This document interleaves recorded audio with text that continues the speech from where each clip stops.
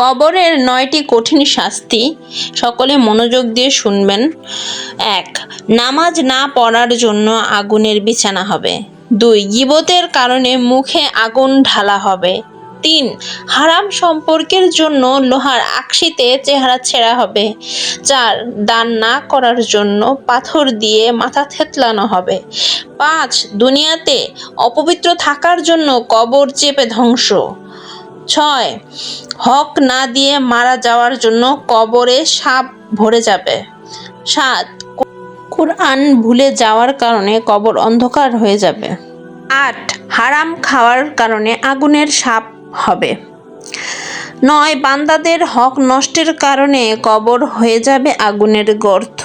আস্তাগফিরুল্লাহ, আস্তাগফিরুল্লাহ। আল্লাহ আমাদের হেফাজত করুক।